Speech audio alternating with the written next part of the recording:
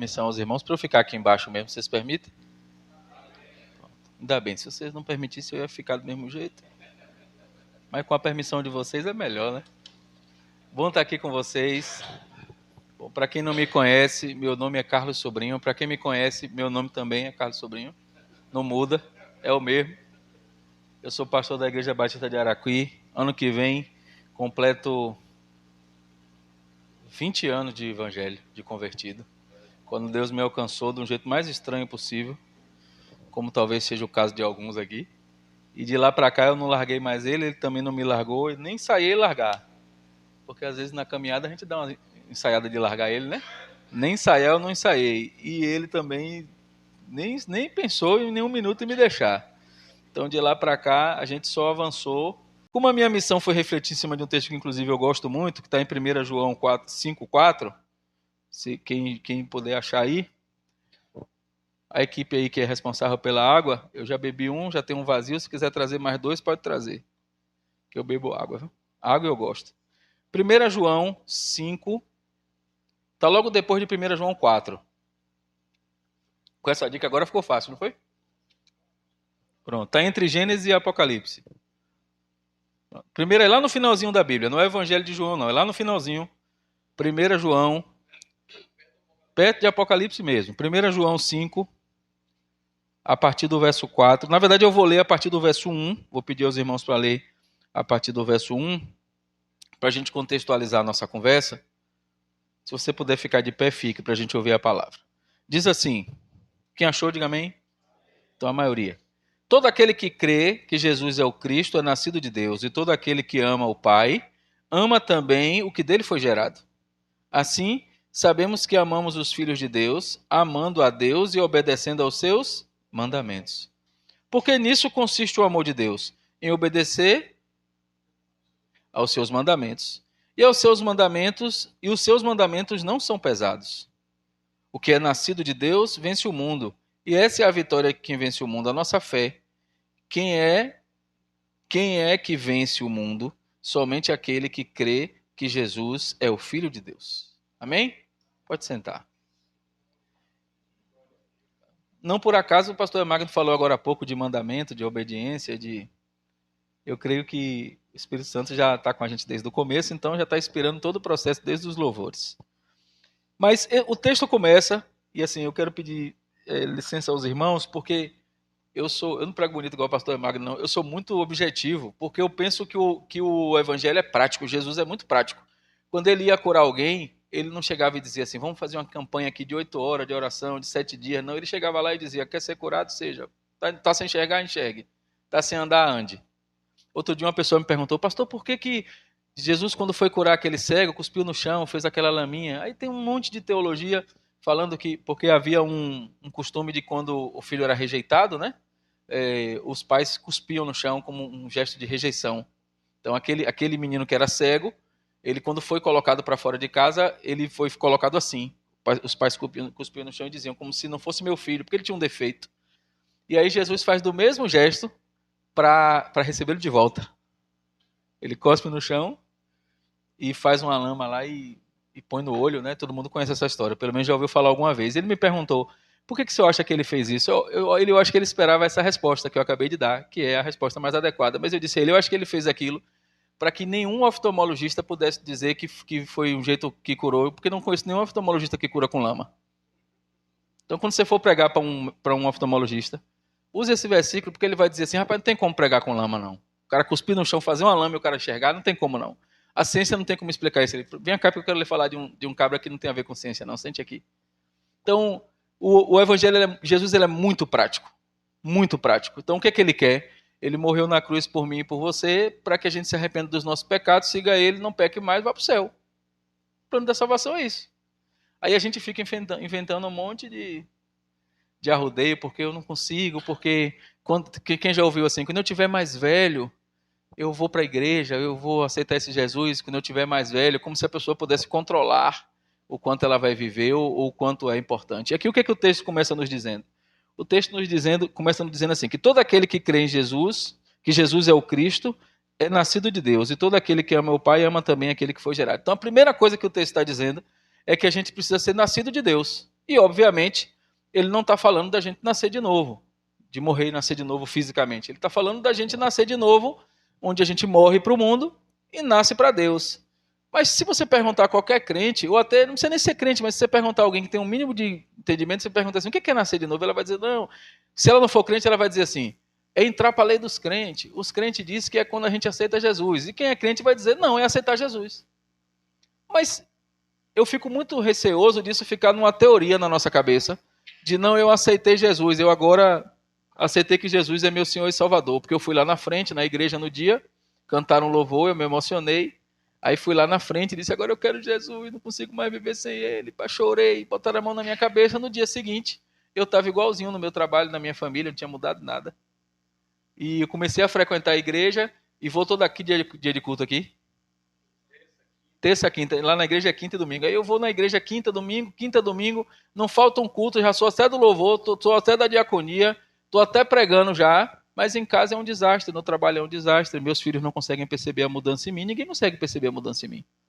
Então o texto não está falando de as pessoas perceberem que você nasceu de novo a partir de uma experiência superficial. O texto está falando de você nascer de novo, ou seja, aquele que era antes não existe mais, desculpe, aquele que era antes não existe mais, e agora há uma nova pessoa. E que pessoa é essa? É uma pessoa que, a partir desta fé de que Jesus é o Senhor e Salvador, ela vence o mundo. Rapaz, isso é incrível demais. Porque se você perguntar, a maioria dos crentes, qual é a maior dificuldade que o cristão encontra? É a luta contra o mundo. É a tentação, é a falta de fé, é o medo de ficar doente e morrer. Porque todo mundo quer ver. Quem quer ir para o céu, levanta a mão, bem alto. Só quem quer ir. Quem não quiser, não precisa levantar, não. Levanta bem alto. Bem alto. Eu quero ir para o céu, levanta a mão. Pronto. Agora fica com a mão levantada, baixa não. Agora fica com a mão levantada quem quer morrer. Oxê. Deixa eu dizer um negócio para você que você talvez não saiba. Não tem como ir para o céu sem morrer. E você sabe por que a gente pensa com esse receio? Quem quer ir para o céu? Eu. Quem quer morrer? A pessoa, oxe, quero não. Por quê? Porque talvez você não tenha entendido ainda que o que você fizer aqui na Terra é lucro até você morrer. E que depois que você morrer é muito melhor. Mas o texto está dizendo que se você assume Jesus aqui, porque o texto não está falando de você assumir Jesus no céu. O texto está falando de você assumir Jesus aqui. De você dizer assim, eu sou cristão, Jesus é o meu Senhor da minha vida. Eu creio que Ele morreu por mim. Mas é para dizer isso em qualquer lugar, não é só na igreja não. Quando você assume isso e diz isso em qualquer lugar, olha o poder que o texto lhe dá. Ele diz assim, ó, e todo aquele que ama o Pai, ama também o que dele foi gerado. Então, tudo que veio a partir de Jesus e a partir do poder de Deus na sua vida, você precisa amar. Inclusive aquele irmãozinho que você não quer amar agora. Inclusive aquela pessoa da igreja que quando você chega, você fala, misericórdia, vem o menino. Porque se ele é gerado de Deus, você tem que amar, bonitão. Você não tem escolha, não. Aquele parente que você não gosta, que ainda não tem Jesus, que você diz assim, um dia eu espero que ele tenha Jesus, mas que ele fique bem longe enquanto ele não tem. Sabe? Aquele cunhado enjoado, aquele primo que quando toca na sua casa, você não pensar que não tem ninguém em casa. Aquela pessoa, ele pode, se ele é gerado de Jesus, se ele tem Jesus no coração dele, ele é filho de Deus, você tem que amar. E é isso que o texto está dizendo. Só que a gente tem um hábito ruim de escolher quem e como a gente vai amar. A gente quer escolher as pessoas e, a depender da pessoa, a gente quer escolher a hora que quer amar. Então, o pessoal da igreja fala assim, pastor, eu não sei como é que você consegue fazer isso, porque às vezes eu não tenho muita variação de humor, né? Eu sou mais ou menos isso aqui o tempo todo. Aí a pessoa chega e... Pererê. Na igreja acontece lá muito isso. A pessoa vem de fora, assim do nada, um bêbado entra na igreja. E aí ele fala. Pronto, beleza. Aí eu falo, agora que você já imitou um cavalinho, imite um gatinho aí pra eu ver. Aí ele fica olhando pra mim, como assim? Eu digo, você não acabou de imitar um cavalo agora aí? Porque uma pessoa não é normal fazer isso aí. Essa ignorância aí só pode ser de um cavalo. Agora que você já imitou um cavalo, agora imite um gato pra eu ver. Aí a pessoa se quebra e começa a rir. Aí eu digo, agora vem cá, me dê um abraço, agora a gente vai conversar. Aí eu abraço e a gente vai conversar. As pessoas falam, pastor, não sei como é que você consegue. Eu disse, sabe por quê? Porque é assim que eu gostaria que fizesse comigo. Eu gostaria que quando eu estivesse fora de mim, eu gostaria que Jesus fizesse assim comigo. Eu não gostaria que Jesus olhasse para mim e dissesse, agora eu não quero conversar com você não, que você está muito brabo. Já pensou se Jesus fizesse isso com a gente? Agora eu não quero conversar com você não, porque você está desrespeitoso, porque agora você está nervosinho. E aí o que é que Jesus faz? Se você segue ele conecta com você para sempre. Independe de como você é e de quem você é. Aí o texto diz assim: assim também sabemos que amamos os filhos de Deus, amando a Deus e obedecendo aos seus mandamentos. Isso é muito precioso. Porque uma das formas da gente demonstrar que a gente está caminhando com Jesus é fazer como Jesus faz. E como é que Jesus faz? Não rejeita ninguém, aceita todo mundo. Aliás, ele andava com aqueles que o povo rejeitava. Quem o povo não queria era isso que Jesus queria. Pode olhar na Bíblia que ele comia com os pecadores, ele jantava com os pecadores. O pessoal dizia, como é que pode, rapaz? Não diz que é o filho de Deus, não diz que é isso, não diz que é aquilo. Ele fala, é esse que eu vim para eles, eu vim por eles. Aí eu e você, que dizemos que somos seguidores de Cristo, porque lá fora, se alguém perguntar, eu sou crente, rapaz. É mesmo se é crente? É, bora ali dar um banho no mendigo. Não, eu sou crente, mas banho no mendigo já não é meu ministério. Né? Tem gente que faz assim, não é meu ministério. Vamos ali, você tem dois, divida com quem não tem, para que cada um tenha um. Olha, já não é bem assim, porque a gente não sabe. Outro dia alguma pessoa falou isso para mim. Eu estava num momento, numa situação na rua, e assim, eu estava com uma comida, eu estava com muita vontade de comer aquela comida, e aí passou uma pessoa e pediu a comida, velho. Eu falei, bora, velho, nós dois aqui. Aí a pessoa falou assim, ô pastor, você nem sabe, se de repente você sabe se ele está numa prova, você sabe se Deus está colocando ele num deserto para ele sentir fome, para ele ter uma intimidade com Deus. Eu digo, rapaz, eu sei que se Deus não falou para eu não dar, eu vou dar. Se ele tivesse numa prova, Deus ia falar para mim assim, ó, filho, não dê não. E eu ia elegantemente dizer para ele, ó, tenho aqui, poderia dividir com você, mas importa que eu não divide para que você aprenda algo. Se Deus não falou isso para mim, eu vou dividir. Se Deus não falou para mim, eu vou até dar a maioria para ele, porque eu sei que depois eu tenho de comer, eu não sei se ele vai ter. Então, eu vou dividir. Então, a gente não pode ficar criando critérios de como a gente vai agir, porque como a gente vai agir já está definido. É como Jesus agiria. Na dúvida, como é que eu faço? Como Jesus faria.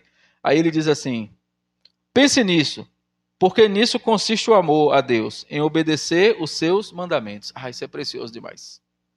Porque quando a gente olha para os mandamentos, a gente quer seguir aqueles que convêm, ou quer adaptar, ou quer seguir do jeito que dá. Então, se eu venho para a igreja toda quinta, todo domingo, eu já estou liberado de fazer um bocado de mandamento. É assim que alguns pensam. Porque eu tenho uma agenda cumprida na igreja. Eu sou um crente que não falta o culto, que vou para retiro, que vou para reunião, que quando tem campanha de oração eu estou lá, quando eu sou dizimista, eu sou ofertante. Então, não preciso fazer mais nada. Eu já estou cumprindo todas as regras do jogo. Deixa eu lhe dizer, as regras do jogo de Jesus não são essas. Elas fazem parte do jogo, é importante que você esteja cultuando, eu não acredito nesse negócio de eu vou congregar em casa eu e Deus, porque igreja é lugar de gente ruim, então eu vou ficar em casa. Eu não acredito, porque uma das partes fundamentais de estar seguindo a Jesus é fazer como ele faria, e ele congregava com as pessoas. Ele andava numa igreja que era unida e que andava com todas as diferenças do mundo em comunhão. Eu não acredito quando alguém diz assim, não, eu estou em casa e estou orando em casa e Deus está lá comigo. Eu não acredito nisso, não. É, eu não acredito, não. Eu acredito que a igreja é um lugar de gente imperfeita, que está lá junto para que Jesus fale, conserte e ajuste, um irmão afiando o outro, com amor, às vezes com um pouco mais de dureza, mas juntos, sempre juntos. Porque quando você é um só e você vai cair, você tem outro ali que às vezes até você não se dá bem, mas você nem sabe, às vezes ele está orando por uma situação que inclui você. Ontem eu ouvi um testemunho desse na igreja, uma menina dizendo que ela estava enfrentando uma dificuldade e ela entendeu que ela não tinha que ir mais, porque ela não queria que as pessoas ficassem perguntando o que ela estava sofrendo, então ela resolveu se recolher. E ela nunca recebeu tanta mensagem de pessoas da igreja dizendo, cadê você? Estamos sentindo sua falta. Todo dia ela recebia alguém, estou orando por você, estou orando por você. E ela percebeu que ela só tinha deixado de cultuar, ela tinha deixado de congregar, mas as pessoas não tinham deixado ela. Que era só uma armadilha para que ela perdesse a convivência, ela perdesse a situação de congregar. Mas as pessoas estavam com ela o tempo todo. Aí quando ela percebeu que não ia adiantar, que ninguém ia largar ela, ela disse, olha, deixa eu ir de novo. Começou a voltar e aí ela percebeu que era uma armadilha para que ela ficasse sozinha. Porque em algum momento ela ficava sozinha. Então, o texto está nos convidando, porque quem crê vence o mundo. O texto diz assim, ó, quem crê vence o mundo. E o que é vencer o mundo? O que é vencer o mundo? Porque assim, o mundo é do maligno. Não tem nada aqui nesse mundo que nos agrade ou nos pertença. Pelo menos para mim. Se você está com alguma expectativa aqui, eu já quero lhe chamar para acordar agora. Minha expectativa nenhuma é aqui. Tudo que eu quero receber, eu só vou receber quando eu estiver no céu. Aqui o que eu faço e que eu produzo é para o reino. Então, às vezes a pessoa pergunta assim, pastor, você não pensa em comprar uma casa? Eu digo, não. Por que você não pensa em comprar uma casa? Porque se eu morrer amanhã, eu vou fazer o que com a casa? Deixa eu morar de aluguel. Que eu morrer, eu dou um aluguel para outro. Eu vou comprar uma casa para quê? Para você deixar para meu filho? Não, eu vou trabalhar, vou deixar um bocado de dinheiro pro meu filho para ele pagar o aluguel dele quando ele tiver adulto. Porque se Jesus resolver me recolher amanhã, eu não quero nem dar trabalho. Tudo que eu invento e que eu faço aqui é a partir da direção que Deus me dá. Porque eu quero que ele seja a minha referência e eu quero vencer o mundo. E o que é vencer o mundo? Aí vencer o mundo pode ser vencer uma tentação, porque o mundo vai lhe tentar o tempo inteiro. Se você está com dificuldade financeira, vai sempre aparecer uma coisa, e às vezes é uma coisa que você não deve fazer, mas que dá um bom dinheiro. Quem está me entendendo, diga amém. No dia que você está mais duro é que vem as propostas mais ousadas, não é não? Você fala, Deus, hoje eu estou duro, estou vendendo o almoço para comprar o jantar. Aí vem uma oferta, uma proposta que pode lhe tirar do eixo. E aí se você resiste e não faz, o que é que acontece depois? Deus te honra de um jeito sobrenatural. Tem centenas de testemunhos desses para contar. Vencer o mundo é sobretudo vencer o pecado. Então, se você está em dificuldade de pecado, eu lá na igreja, eu sou responsável por 4 ministérios, né? Que lá na igreja, eu não sei como é aqui, mas lá na igreja é assim, cada ministério tem um líder e um vice-líder e um pastor que auxilia espiritualmente aquele ministério. Então, lá eu sou líder da diaconia, dos jovens, dos adultos, ou dos jovens, dos adolescentes, da diaconia e da mídia. Então, esses 4 ministérios estão sob o meu cuidado espiritual. Tem líder e vice-líder lá, mas estão sob os meus cuidados. E muitas das vezes que eu converso com os jovens, e agora conversando com os pais desses jovens, uma das grandes dificuldades que eu encontro, que vocês devem encontrar também, está relacionada ao pecado, sobretudo na área sexual. E para os homens é ainda mais difícil. Por quê? Porque os homens já tiveram uma experiência sexual que às vezes o jovem não teve. Às vezes no casamento, o casamento não está bem nessa área, e ele não consegue chegar para a esposa e dizer, nem a esposa chegar para ele e dizer, e muito menos pedir um aconselhamento, porque alguns têm vergonha. Então o que acontece? Se o homem não está bem na área sexual, se a mulher, por exemplo, não está correspondendo, a gente sabe que tem mulher que às vezes, quando não está com dor de cabeça, está com outra desculpa, a gente sabe. E aí o cara quer naquele dia, chega todo faceiro, todo alegre, ela fala, hoje não. E esse hoje não, às vezes leva 20 dias. Quem está me entendendo, diga amém. Olha aí, tá vendo? Aí o cara chega todo faceiro para amar a mulher, para ter um momento de relação com a mulher. Nós estamos entre homens adultos, né? E aí o que acontece? A mulher não, não, não, não. Aí o que é que a gente tem que fazer como homem de Deus que serve a Deus? A gente ora para que Deus fale ao coração dela e ela possa se quebrantar para fazer aquilo que é o papel dela no casamento. Não é para que ela tenha relação sexual com você obrigada ou para dizer assim, Deus mandou ter uma relação sexual com você aqui porque tem muito tempo que não tem. Não, não é isso não. É para que ela sinta o desejo também de ter. É para que haja uma relação harmoniosa. Aí o que é que a gente faz? Eu tentei, Deus. Ela não quis. Eu tentei. Ela não quis. Eu tentei. Ela não quis. Com 5, 6 dias que o homem já está subindo a parede, ele vai acessar o computador, vai aparecer uma propaganda de banco, vai aparecer uma propaganda de carro, vai aparecer uma propaganda dessas coisas? Vai aparecer uma propaganda de alguma coisa de mulher pelada, sem roupa, ou até da pornografia propriamente dita. Às vezes nem é a pornografia direta, mas às vezes é. E aí você vai lá e clica, e o seu cérebro diz assim, vá menino, a culpa é da sua esposa, que é ela que não quer dar a você. Então a culpa é dela. Você diz para Jesus assim, Jesus, eu nem queria, mas como ela não quer, o Senhor sabe que eu tenho as minhas necessidades. Aí a gente começa a produzir as explicações da nossa cabeça, que são todas produzidas pelo diabo na nossa cabeça. É para justificar. Então assim, eu estou lhe falando porque eu já enfrentei isso. E eu me lembro que quando eu enfrentei isso, e foi logo no começo do meu casamento, quando eu enfrentei isso, uma vez que eu me vi diante da frente de um computador, vendo um vídeo pornográfico me masturbando, estou dizendo porque eu já fiz isso lá atrás, a minha oração no momento foi assim, Deus, não é culpa da minha esposa, não traga sobre ela esse jugo. Eu falei isso para Deus. Eu falei, não traga para ela esse jugo, não é culpa dela. Ela por alguma razão nessa semana não quis, eu não sei se é hormônio, se ela está doente, se é alguma coisa, mas não traga para ela essa responsabilidade, a culpa é minha. Quando acabou de acontecer, eu falei ao Senhor, eu estou pedindo que o Senhor não traga sobre minha mulher essa responsabilidade. Essa responsabilidade é minha. Eu poderia ter dito não. Eu deveria ter feito diferente. E depois desse dia que eu orei, nunca mais aconteceu. Por quê? Porque eu entendi que a responsabilidade era minha. E para eu vencer o mundo naquele momento ali, naquela fração de tempo, eu precisava reconhecer que Jesus era o meu Senhor e Salvador. E aí eu não estou falando de dizer lá na frente que Jesus era meu Senhor, nem reconhecer publicamente. Eu estou falando de fazer na prática, no dia a dia. Porque você reconhecer na igreja é a coisa mais fácil do mundo. No horário de culto, coisa mais fácil do mundo. Se 10 vezes o pastor disser assim, você que quer se fortalecer com Jesus, vem aqui na frente, todo mundo vai, todos os cultos, porque todo mundo quer fortalecer. O problema é lá fora. É quando você está num ambiente onde você efetivamente é provado. E aí o texto nos traz uma fórmula que não é uma fórmula para a gente se comportar na igreja. É uma fórmula para a gente vencer o mundo. É para a gente ser cristão valoroso no mundo. É lá fora. Então ele diz assim, o que é nascido de Deus vence o mundo. Olha que coisa poderosa isso. Você já parou para pensar que talvez você não esteja vencendo o mundo lá fora, que você talvez não tenha nascido de novo? Isso é forte, isso é muito forte.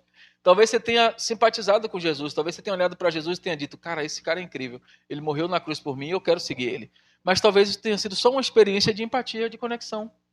Talvez você tenha dito assim, Jesus para mim é o melhor que tem, a melhor coisa, eu quero esse Jesus, eu aceito Jesus, chorou e tudo, talvez até você já tenha sido batizado, mas talvez você não tenha efetivamente nascido. É isso sobre o que esse texto fala. O texto não está dizendo que quando você nascer de novo você vai ser perfeito. O texto não está dizendo que você não vai errar, mas o texto está dizendo que você vai vencer. Então, se você quer vencer as coisas que o mundo está batendo sobre você, seja no seu trabalho, seja em casa, na sua família, você precisa nascer de novo. E nascer de novo não é sobre a igreja que você está fazendo parte, não é sobre a sua capacidade, não é o quanto você ora, nem quanto tempo você lê a Bíblia, é sobre o quanto você vive Jesus no dia a dia. Quanto eu e você temos a capacidade de dizer não para as coisas do mundo quando elas batem na nossa porta no dia a dia. Não é fácil, mas é simples. Porque toda vez que uma tentação vem, que uma situação vem bater na nossa porta, a gente tem duas escolhas. A gente tem a dizer sim para elas ou fugir delas. E às vezes a gente não foge porque parece que a gente está sendo fraco ao fugir. A Bíblia manda a gente fugir da aparência do mal. Tem um bocado de crente querendo dar tapa na cara de Satanás. A Bíblia manda a gente fugir. Apareceu o bicho, se pique. Aí aparece o bicho e você quer, sou crente, Power Ranger. Não adianta. O diabo apareceu para você para te tentar, ele só vai te tentar se você der atenção. Então assim, se seu problema é com pornografia no computador, fique sem usar o computador. Ah, mas eu trabalho no computador. Então pronto, você trabalha no computador, você instala todas as coisas possíveis de bloquear isso. Trabalhe no computador, acabou seu trabalho, desligue, fique o mínimo possível exposto. Minha dificuldade é porque quando eu vou na praia, eu não posso ver uma mulher lá com roupa curta. Vá menos para a praia, vá para uma praia mais deserta. Vá no horário que tem menos gente. Ah, pastor, mas não tem graça ir para a praia no horário que tem menos gente. Não tem graça ir para o inferno. Porque se você vai para a praia pegar sol e tomar banho, a água é a mesma e o sol é o mesmo quando não tem gente. Se você for numa praia vazia, você vai pegar o mesmo sol, a mesma água, aliás, talvez até com mais qualidade.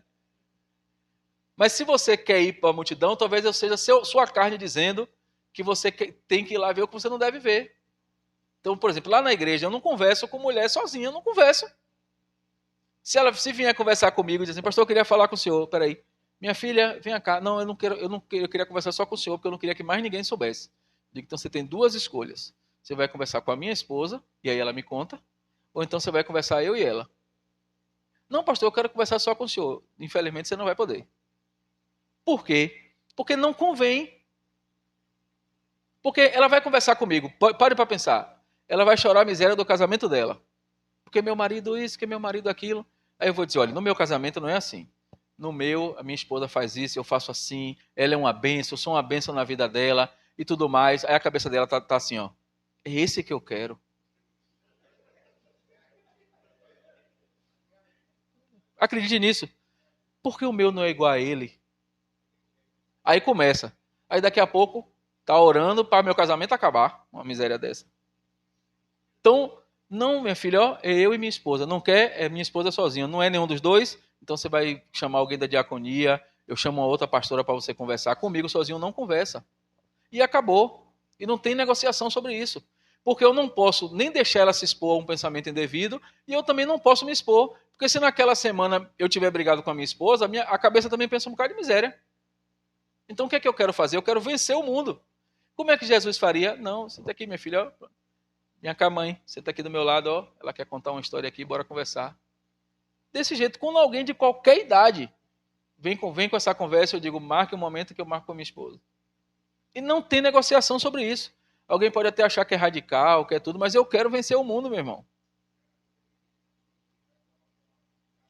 Que cai numa situação dessa.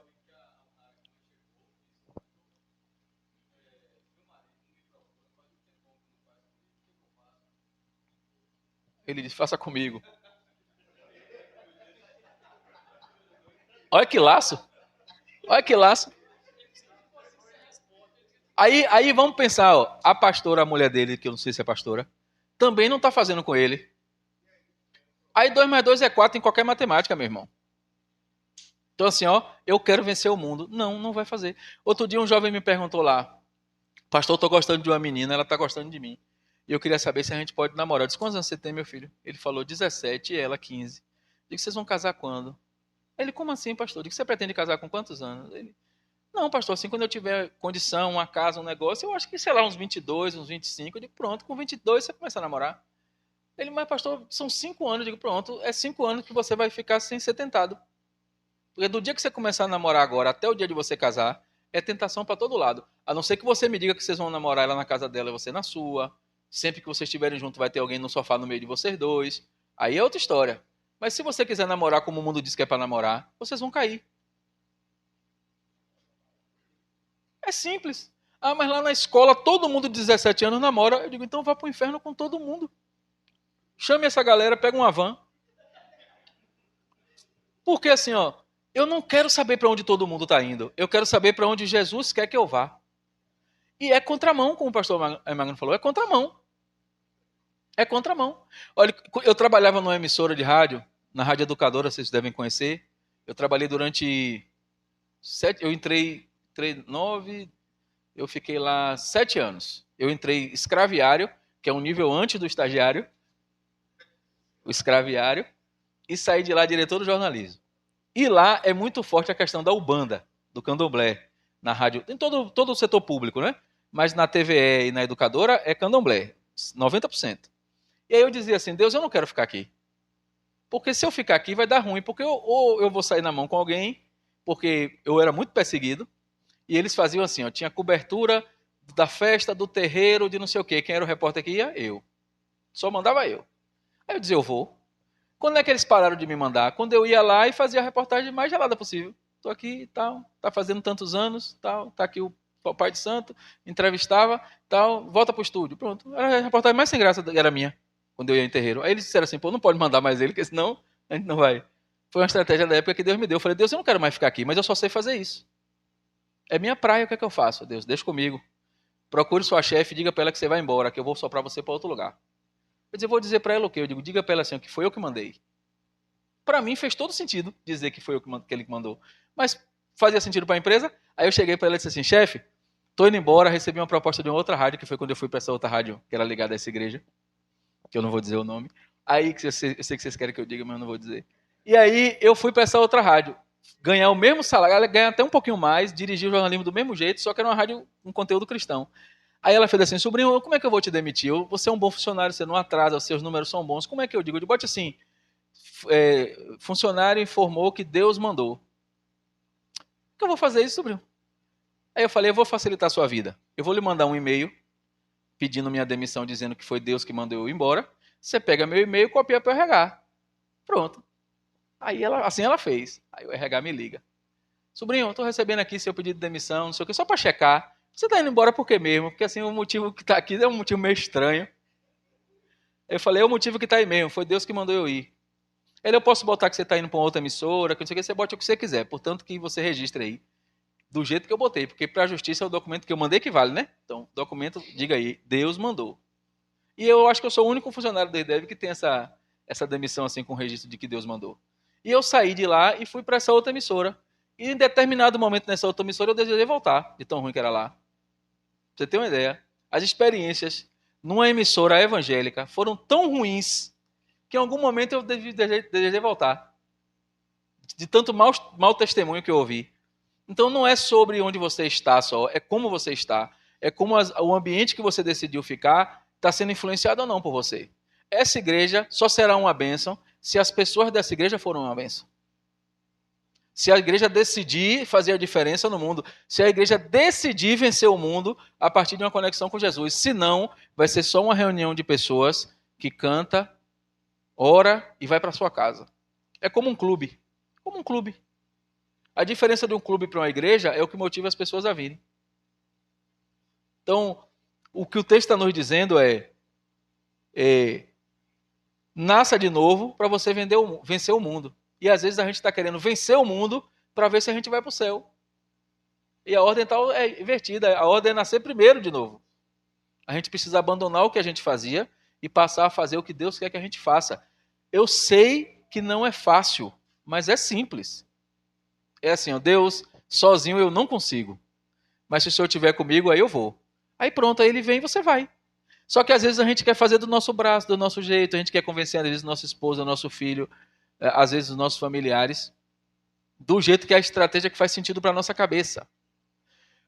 Vou dar um exemplo de uma estratégia que não faz sentido para a nossa cabeça e funciona. Eu estava na Paraíba, numa viagem missionária, nós fomos passar 15 dias lá, em 3 cidades, chamado Teixeira, Maturé e Desterro. Fica mais ou menos uns 4 quilômetros antes do fim do mundo. A gente estava a 300 quilômetros de João Pessoa. Lá era tão quente que a gente jogava um copo de água para cima, no chão não molhava não. Antes de chegar no chão, a fumaça quente mesmo, mas pensa num lugar quente. Aí a gente chegou lá para fazer o evangelismo. Na primeira semana a gente fazia o evangelismo, na praça, né, aquelas peças na praça, pegava o nome das pessoas. Na segunda semana a gente ia na casa dessas pessoas, visitar.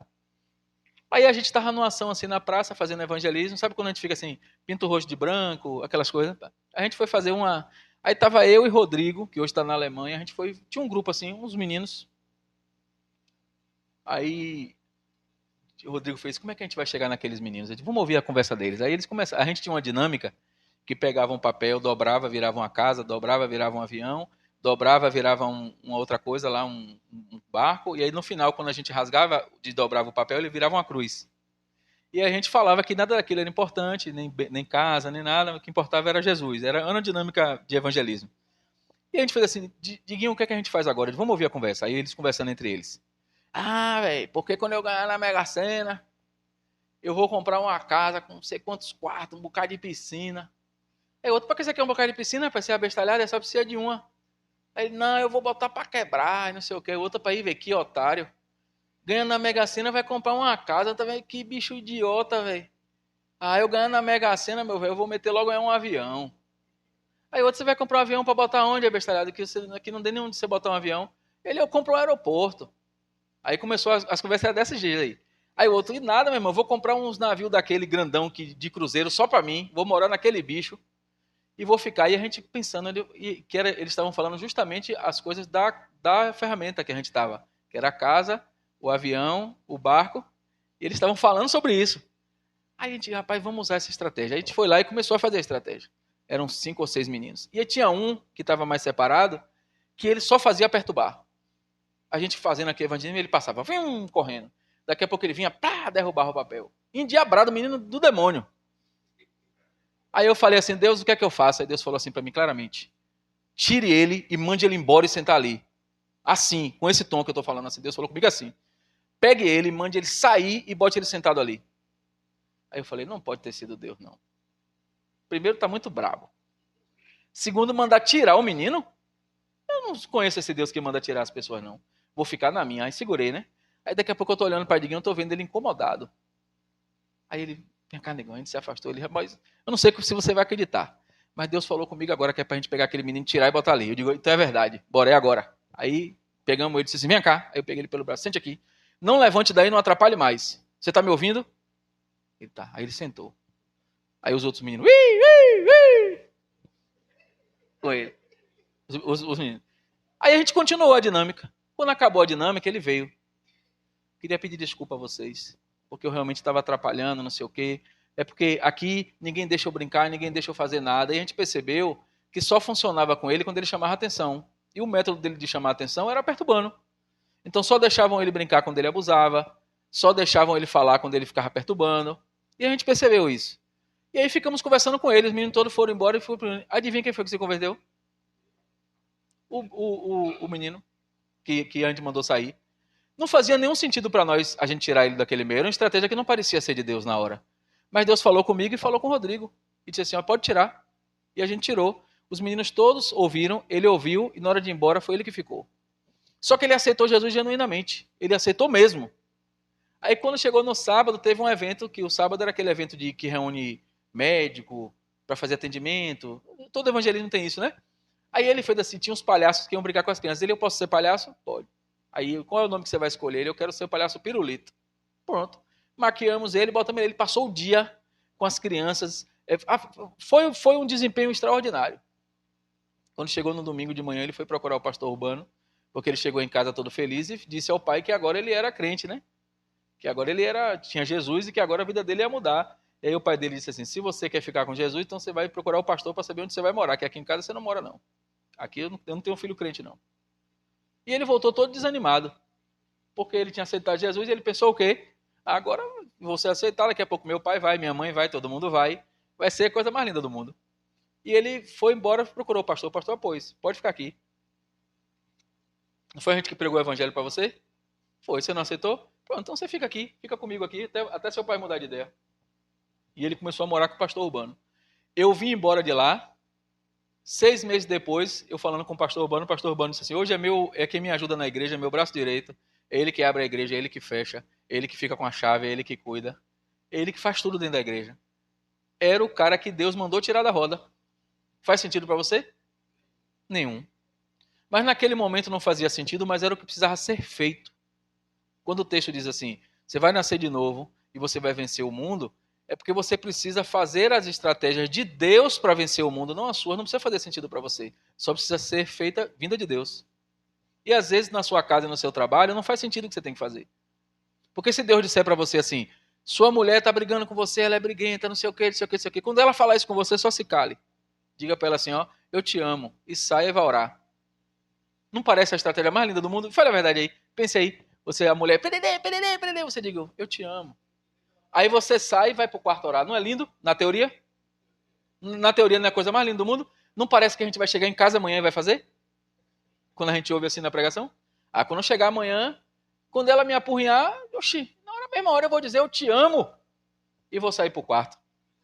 É 2 minutos. Quando você chega em casa, aquela pererê, pro inferno, que zoada, uma hora dessa já. Porque a gente aprende na igreja, ouve, sabe o que tem que fazer, mas na hora do desafio da ponta real. Por isso que o texto não diz assim, aquele que nasce de novo começa um processo de transformação. Não é assim. O texto diz, aquele que nasce de novo vence. Vence. Você nasceu de novo, o que vai acontecer, já vai acontecer derrotado. Você já venceu. Desde que você faça o que Deus quer que você faça. Olha que ele começa dizendo mandamento, e o mandamento amor. Ele fala aqui para a gente cumprir o mandamento. E cumprir o mandamento não é questionar o mandamento, nem cumprir o mandamento que parece para a gente bom. É fazer o que tem que ser feito. Outro dia eu falei lá, uma pessoa falou assim, pastor, você concorda com tudo que o pastor fala? Porque nós temos um pastor presidente, que é pastor Vanderlei, pastor Magno, pastor que conhece. Você concorda com tudo? Eu disse, eu posso não concordar com tudo. Pode até acontecer dele falar alguma coisa que eu não concorde, mas sabe como é que ele vai saber? Da forma mais amorosa possível, eu e ele. Eu vou dizer, olha, pastor, isso aqui que o senhor falou, ou esse caminho, eu queria sugerir um outro caminho. Se ele disser, eu entendo o seu caminho, mas essa é a direção que Deus mandou tomar, imediatamente eu vou fazer. No dia que eu perder a referência de que Deus fala com ele para me orientar, ele deixa de ser meu pastor. No dia que eu achar que ele não tem direção de Deus, eu vou dizer para ele, ó, um abraço, vou seguir meu caminho para buscar alguém que eu entenda que tem a direção. Agora eu não vou ficar questionando ele o tempo todo, nem vou ficar dizendo, isso aqui eu acho certo, porque tem uns crentes especialistas em fazer isso nos bastidores. Amém, pastor, amém, amém. Aí quando acaba a reunião, não está certo isso, não sei o quê, não está vendo que isso não vai dar certo, porque não sei o quê, porque não sei o quê. Irmão, se você não concorda, mude de igreja em nome de Jesus. Agora, se você está ali disposto a ajudar, se você nasceu de novo e está ali concordando que aquela igreja é o lugar que Deus separou para você, só faça. Porque Deus honra isso de um jeito especial. Eu sempre digo ao meu pastor lá, toda vez que eu tenho uma situação, eu digo, pastor, eu tenho uma situação minha pessoal que eu quero compartilhar com o senhor, para o senhor me ajudar. Aí eu compartilho, ele fala, Ele fala, assim, filho, eu acho que você deve fazer isso. Tá bom, pastor, não faz sentido para mim não, mas eu vou fazer. Porque se eu não quisesse fazer, eu não tinha perguntado. Se eu quisesse fazer do meu jeito, eu não tinha perguntado ao senhor. Eu perguntei, pronto, me lasquei. Agora, se eu disse, eu tenho que fazer. Se eu não quisesse fazer, eu não tinha perguntado. E até agora não teve uma vez que eu segui a orientação dele que não tenha dado certo. Porque eu sei que ele é um homem de Deus e tem zelo com as coisas da igreja. E tem zelo com as coisas, com as pessoas da igreja. Então, a gente não pode ficar arranjando um evangelho para a gente que convém. Isso aqui eu aceito, isso aqui eu não aceito. Isso aqui eu quero fazer, mas isso aqui eu não quero fazer. Não tem isso. Não tem isso. Se Jesus fosse fazer assim com você, já pensou? Você dizendo assim, Jesus, isso aqui, Jesus, eu vou dizer, isso aqui eu vou pensar se eu vou fazer para você. Isso aqui eu vou ver se você está merecendo. Ah, isso aqui eu até acho que você merece, mas não quero não. Isso aqui eu acho que não dá bom para você não. Já pensou se Jesus fizesse assim? Então, se a gente quer fazer como Jesus faz, a gente precisa fazer 100% como Jesus faz. Não dá para negociar. Então, o texto diz algo que eu considero muito interessante, que ele diz assim, ó, para pensar. Quer ver uma coisa? Quem aqui, depois que aceitou Jesus, alguma área da vida ficou mais difícil? Alguma coisa ficou mais difícil? Levante a mão aí. Rapaz, não tem uns negócios que parece que... Eu digo para minha esposa assim, ó, eu acho que eu disse a Jesus que eu era do exército dele, ele me confunde com Rambo. Tem umas coisas que eu acho que ele pensa assim, é Rambo. Porque tem umas coisas que não dá não é não? Você fala assim, rapaz, antes de eu ser crente, isso aqui era mais leve. Não tem umas coisas assim? Não, tem ou não tem? Sempre tem uma coisinha, né? E aí eu fico me perguntando por que esse texto me confronta nisso. Olha o que esse texto diz. Cadê? Para eu achar a passagem bem... Olha que coisa. Cadê? Meu Deus, cadê? Ó, o verso 3, o 3 depois assim, ó. Porque nisso consiste o amor, em obedecer os mandamentos. Então tá todo mundo entendendo que tem que obedecer, certo? Aí ele fala assim, ó. E os seus mandamentos não são pesados. Rapaz, quando eu ouvi esse texto a primeira vez, eu falei, não é possível. Não. Então tem alguma coisa que eu estou pegando aí que não é mandamento. Que está pesado demais, não pode ser mandamento isso não. Por quê? Como é que o texto diz que o mandamento dele não é pesado? E tem coisas que a gente está achando pesado. Pode observar. É certo como 2 e 2 são 4. Se tem alguma coisa na sua vida que está pesado, está fora do mandamento. Pode observar aí. Ah, porque quando eu não era crente eu tinha mais dinheiro. Agora depois que eu virei crente eu estou mais apertado. Quem já viveu isso? Eu já vivi. Só que quando você tinha dinheiro, você estava indo na mais alta velocidade para o inferno, não era não? Não era não? Você tinha dinheiro, inclusive, para ir de Ferrari para o inferno, não era? Quando você tinha dinheiro, sua vida era uma porcaria. Você adulterava, você tinha pensamentos maus de roubo, você tinha pensamentos maus de mau comportamento, você tinha pensamento de tudo que não prestava, mas você tinha dinheiro.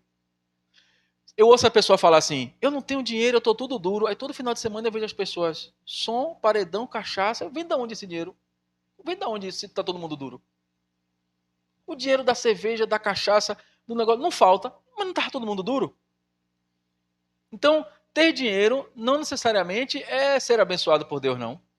Agora, quando você está no mandamento certo, na direção certa, aí o dinheiro flui para o lugar certo. É para você não passar necessidade, é para não faltar o que você comer, nem o que você beber.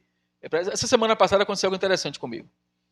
A semana passada não, tem um mês mais ou menos. Eu estava saindo de um processo desse. Sabe quando você está vendendo almoço para comprar o jantar? Que você ganha 100 conto, aí você liga para a mulher e fala, ganhei 100 conto, ela, que bom que você ligou, acabou o gás. Sabe? Essa pegada aí. Tava desse jeito aí. Aí eu falei assim, aí eu cheguei de noite orando com meus filhos, que a gente tem o hábito de orar junto antes de dormir, eu falei assim, vamos orar por uma coisa especial amanhã? Bora. Aí eu falei assim, Deus, é o seguinte, eu queria que amanhã o Senhor nos desse um almoço diferente, especial, de um jeito que a gente não tem há muito tempo.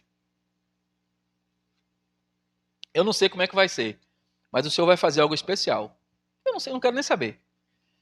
Aí meus filhos, amém, amém, a gente fez aquela oração, fomos dormir felizes. Aí sabe quando você abre o aplicativo do banco, tem 7,53? R$ 7,53 no... Você sabe até o centavo que tem? Pronto, foi desse jeito. Aí a gente foi dormir, quando chegou no outro dia de manhã, aconteceu um negócio lá e eu ganhei R$ 160. Aí eu olhei e falei, as contas que tinham que pagar, né? Eu falei, tem isso, tem aquilo, vou guardar, porque... Aí Deus falou assim para mim, que memória é essa que você tem? Você ora e esquece. Você não orou para mim ontem? Que você queria ter um almoço extraordinário? Pronto, eu já mandei esse dinheiro aí para você ter um almoço extraordinário com sua mulher e seus filhos. O que vai ser depois de tarde amanhã é outra história. Se você orar de tarde ou de noite, amanhã eu mando de amanhã. Esse daí é do almoço. Gaste cada centavo no almoço. Aí eu liguei para minha mulher e falei assim, ó, dei banho nos meninos aí, que 11 e pouco eu vou passar e a gente vai almoçar no shopping. Aí ela, como assim? Eu digo, rapaz, você não orou? Deixa comigo. Aí a gente foi pro shopping. Aí eu falei, vocês querem comer o quê, meu filho? Eu quero comer Burger King, McDonald's, essas porcarias, né? Aí bora lá. Aí eu grandão, né? Eu tava grandão. Aí ela, eu quero esse lanche, pá. Aí eu fui fazendo, pega esse lanche. Eu peguei o meu, pegou o dela. Quando eu fiz assim, quanto deu? Isso não é brincadeira não. Eu tinha R$ 153 na conta. Eu tinha 3, entrou 150. Aí a mulher falou assim, 152,80. Porque na minha cabeça era assim, eu ia comprar o lanche e ia dar uns 100, né? Eu ia guardar 50 na minha cabeça. Mas eu fui pedindo, deu 152,80, acredite. Aí minha esposa olhou pra mim assim com aquela cara de, é melhor não. Aí eu falei, Deus, a minha do caixa ficou olhando pra mim, porque eu falei assim, Deus, o Senhor é incrível. Ontem eu pedi ao Senhor um almoço extraordinário, o Senhor está dando para mim e para minha família. Que seja para a sua honra e para a sua glória. Toma aqui o cartão, minha filha, passe antes que eu desista. Ela, débito, a gente pegou o lanche, fomos almoçar, foi o almoço incrível entre família. O almoço incrível. Naquela fração de segundo, de minutos que a gente estava na mesa ali, a gente estava vencendo o mundo. Você entende isso? A gente estava fazendo se cumprir um milagre que Deus prometeu a gente na noite anterior e no dia seguinte Ele fez. Não foi uma semana depois, nem 20 dias depois de 20 dias de campanha de oração, não. Foi uma oração da noite que na manhã do dia seguinte Ele fez cumprir e eu testemunhei para a menina do caixa. Então, naquele dia ali, a gente venceu o mundo, porque o mundo queria que a gente tivesse um almoço triste. Você está me entendendo? Às vezes a gente fica pensando no milagre de um carro, de uma casa, de uma cura. É o pequeno milagre de todo dia que Deus está fazendo. Então, o que é vencer o mundo? É ter os resultados que Jesus teve. Diante de uma situação, Jesus, diante daqueles que queriam matá-lo, ele podia chegar lá e dizer assim, peraí, Deus, eu sou seu filho, essa chicotada está doendo aí, eu já entendi. Vamos pular essa etapa aqui, vamos direto para a cruz? Porque não precisava ele apanhar, nem não precisava. Ele podia estalar o dedo, meio muito soldado morria na hora. Se fosse eu e você, na segunda chibatada o soldado já tinha morrido, meu amigo. A gente ia estalar o dedo e ia dizer assim, ó, morra, pronto, agora leva para a cruz. E na cruz pode amarrar com a corda, não precisa bater o prego não. É assim que a gente ia fazer. Mas a Bíblia diz que ele ficou calado diante dos tosqueadores, como uma ovelha muda diante dos tosqueadores. E ele foi para todo o sacrifício sem pular nenhuma etapa e foi até o fim. E aí a gente quer ser Jesus só na hora de fazer os milagres. A gente não quer ser Jesus na hora do sofrimento. A gente quer ser igual a Jesus na hora do milagre. Mas a notícia boa é que a gente quer ser igual a Jesus e às vezes a gente não consegue porque a gente tem medo, mas o próprio Jesus disse que a gente faria coisas ainda maiores do que o que ele fez. Só que a gente não acredita que a gente vai fazer coisas maiores do que o que ele fez, porque não faz sentido para nós. Porque ainda tem crentes vivendo o Jesus agarrado na cruz. Tem crentes que ainda não entenderam que Jesus já morreu por ele e que no nome de Jesus ele pode todas as coisas, inclusive restaurar um casamento, inclusive mudar o comportamento de uma esposa ou de um filho. A gente pode, com uma oração, fazer uma família que está se separando restaurar. Com uma oração, a gente pode fazer um filho que não respeita o pai se ajoelhar diante do pai e pedir perdão. A gente, com oração, pode fazer coisas maiores do que Jesus fez. Por que a gente não faz? Porque talvez a gente não tenha nascido de novo. Talvez a gente esteja só simpático a estar nesse ambiente que Jesus está. Talvez para nós seja muito bom estar com Jesus, porque estar no inferno é ruim. Tem crente que está na igreja e está perto de Jesus porque tem medo do inferno. Outro dia uma pessoa falou assim, pastor, como é que você acha que é o inferno? Eu digo, eu quero saber. Eu não vou para lá. Para que eu quero saber? Será que é quente? Será que tem fogo? Será que o diabo fica na portaria com os espetos? Eu sei lá, meu amigo. Eu quero saber como é o inferno, eu quero saber como é o céu. E a Bíblia me diz como é o céu. Eu estava conversando com um cantor amigo meu chamado Davi Silva, não sei se vocês conhecem. Ele tem uma música muito conhecida chamada Majestade Santa. E ele tem muitas músicas que são assim, frases repetidas. Então uma das músicas dele é assim, deixa o fogo descer, deixa o vento soprar, deixa a glória cair. A música fica só fazendo isso, uns 5 minutos. A outra música que ele tem eu esqueci, mas é assim, frases que ficam repetindo como um mantra. Aí uma pessoa perguntou para ele assim, por que todas as suas músicas são assim? Ele disse, eu acho minhas músicas grandes, Porque na Bíblia diz que no céu eu só vou ficar santo, santo, santo, santo. Eu só preciso saber falar santo. Se eu fico majestade santa, o Senhor é lindo, já é mais do que eu preciso saber. Porque no céu eu só vou precisar ficar dizendo santo, santo, santo, santo. Aí você pega os louvores de hoje, que não tem louvor quase nenhum. Hoje a maioria é música gospel, música cristã, mas de louvor não tem nada. Você canta um bocado de coisa que você vai vencer, que não sei o quê, mas falar de Jesus, dos atributos de Jesus que é bom nada. Então, é o evangelho mais simples. Então, como é que a gente vence o mundo? É indo na contramão dessa onda de músicas que está aí dizendo que é de crente, não é, e dizendo no quarto da gente, santo, santo, santo, santo. Mas a gente não quer ficar nem na nossa casa, nem na igreja, porque se o Ministério de Louvor chegar aqui e disser assim, vamos louvar a Deus, bora, Senhor é lindo, o Senhor é lindo, o Senhor é lindo, quando ele falar a 10ª vez, as pessoas já querem matar o pobre do cantor do louvor. Porque tem que cantar a música que é sucesso na rádio, que é sucesso nos pendrive aí da vida, que é não sei o quê. Você canta até o Melô da Vingança, aquele de Damares, aquela, tem sabor de mel, né? Que eu chamo de Melô da Vingança. Se você pegar a palavra vitória e substituir por vingança, você vai ver que eu tenho razão. Quem te viu passar a prova e não te ajudou, não é assim? Quando vê você na bênção vai se arrepender, né? Tipo, vai se lascar. Aí ela chega no refrão. Quando chegar a palavra vitória, você substitua por vingança na sua cabeça para você ver se não dá certo. Tem sabor de mel, tem sabor de mel. A minha vingança hoje tem sabor de mel. Não tem? Não parece? E a gente canta isso como se fosse um louvor.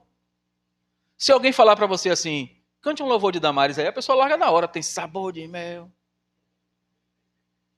Porque a gente não quer mais cantar a música que fala dos atributos de Deus. Tem que ser uma música que fale da gente, que a gente vai vencer, que no final a gente é vencedor, que não sei o que a gente é vencedor nada, a gente é vencedor se for para o céu. Se não for, a gente está frito. Você pode cantar bem, você pode pregar bem, você pode ser o pastor mais querido, você pode ser a liderança mais querida da igreja. Se você não tiver com Jesus, você vai com todas essas características para o inferno. E é para sempre. Não tem volta, não. Não tem uma coisa no caminho que você possa... E agora, eu estou aqui agora, vamos fazer uma oração para voltar. Não volta, não. É uma vez só que vai. Então, quem crê, vence o mundo. Quem crê, mas não é quem crê em qualquer coisa, é quem crê que Jesus é o Filho de Deus. É quem crê que Jesus morreu na cruz. Tem uma crença específica para ser feita, não é o que você quer crer. Tem uma igreja, por exemplo, eu não vou dizer o nome para vocês não ficarem com coisa na cabeça, nem que vocês insistam de jeito não, eu vou dizer que é os testemunhos de Jeová, que não acredita em Jesus. Ele acha que Jesus é uma pessoa comum. Não vê Jesus como Filho de Deus. É um direito que eles têm? Beleza, eles criam lá. Eu não posso ficar estudando Bíblia, com todo respeito, com o testemunho de Jeová. Porque ele vai me ensinar alguma coisa que vai servir para mim, a não ser que eu queira ser testemunho de Jeová. Se eu quiser ser testemunho de Jeová, beleza, eu vou. Só que eles têm conflitos teológicos que eles ainda não conseguiram resolver. Essa semana eu conversava com um que ele dizia, não, porque a Bíblia fala dos 144 mil escolhidos lá de Apocalipse, os 144 mil são os testemunhos de Jeová. Eu falei, você já tem um problema. Ele, o que foi? Porque eu já conheço, no mundo todo, já tem mais de 144 mil testemunhos de Jeová. Como é que vocês vão fazer entre vocês para ver quem vai e quem não vai? Porque no mundo já tem mais de 144 mil testemunhos de Jeová. Como é que essa conta fecha? Aí ele, não, é porque eu não sei se vocês conhecem a doutrina, mas é assim, existe o salão do reino da testemunha de Jeová, que é onde as pessoas estão, existe a torre da vigília, que é onde estão os eleitos e os escolhidos, e esses são os que vão, né? Nem eles mesmos sabem que quem está no salão não vai. Nem ele mesmo não sabe. Se você perguntar a alguém, testemunha de Jeová que está no salão, e você sabia que a sua doutrina diz que no salão você não vai, nem ele sabe disso. Mas até na torre de vigília já tem mais de 144 mil.